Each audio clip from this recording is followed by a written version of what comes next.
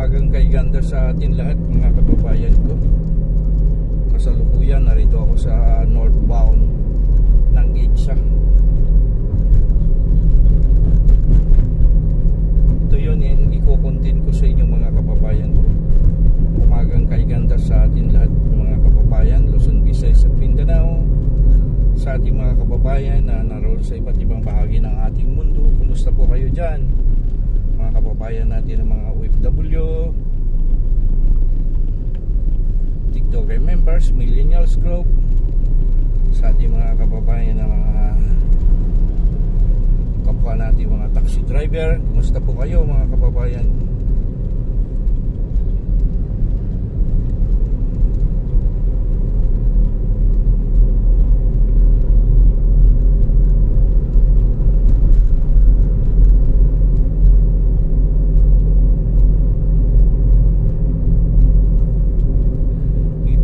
Matagpuan sa may EDSA ng Quezon Up. Yan, nagagandahan ng mga building. Yan mga kababayan. Ito yun yung i-content ko sa inyo sa umagang ito. Maraming salamat sa mga sumusubaybay. Bago ko tapusin ang aking pagbablog, don't forget to subscribe my channel, PD Vlogs. At huwag nyo kalimutan na i-click yung notification kung hindi mabigat sa kalooban nyo. Subscribe nyo ako. Kung mabigat naman ito mga kababayan ko, okay na kay PD Vlogs ang like and share. At kung makasumpong kayo ng mga ads, commercials, mga kababayan ko, please naman huwag nyo naman i-skip para magpapatuloy ang pag-unlad ng ating bagong ekonomiya sa ating bagong Pilipinas mga kababayan ko, para maihandog tulong din tayo sa mga kapwa natin mga mamamayan, mga dukha sa lansangan, makapagbigay tayo ng kunting merinda, kunting pagkain, soft drinks, at doon sa may mga sakit ng mga kababayan natin. Of course, wala na kayong babayaran. At kung ito'y lumakas ang aking YouTube channel, ipangako ko sa inyo na maliban sa wala ng babayaran ng patak ng metro, mayroon pa po kayong 5 kilong bigas handog tulong galing kay PD Vlogs para magkakaroon naman tayo ng share ng ating blessing, ng ating revenue sa ating pagbablog.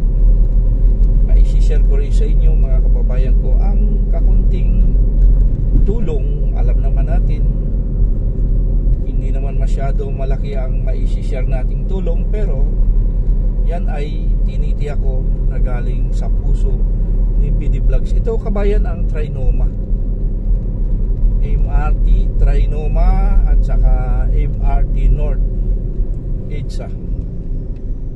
Yan, medyo build up na dito ng konti kasi ginagawa itong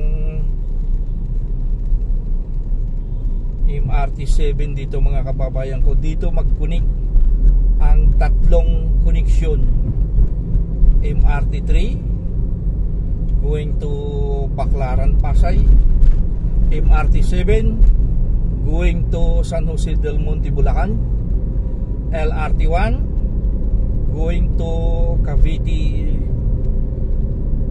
City mga kababayan ko, going to Bacoor, o dire-diretso daw yan ng patungo ng Dasmariñas, kumbaga mga kababayan ko. So dito ang pinaka-interconnection nila. Dito sila nagli-link. Magsama-sama sila dito sa location na ito. Ito naman mga kababayan ko ang tinatawag na SM North. Ito. Marami tayong tinatawag na SM.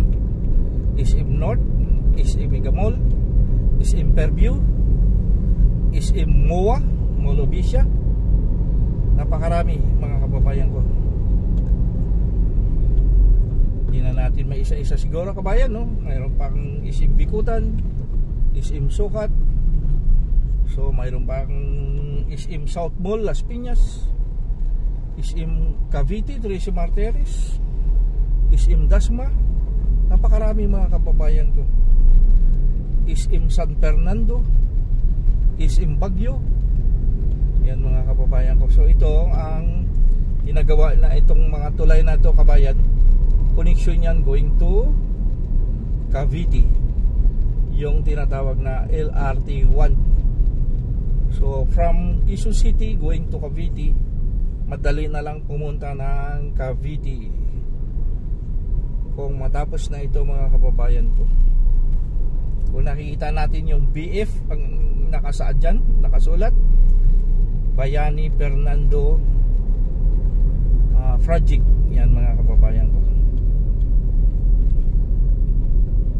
So ang ating pagbablog na isi-share ko sa inyo itong location na ito. Maraming salamat sa lahat ng mga sumusubaybay, Luzon, Visayas at Mindanao. Mga kababayan ko, kumusta po kayo? Siguro hindi ko na pahabain masyado ang aking pagbablog, ang aking pag-upload ng video. Once again, PD Vlogs, maraming salamat sa lahat ng mga sumusubaybay. Hanggang dito na lang. Maraming salamat.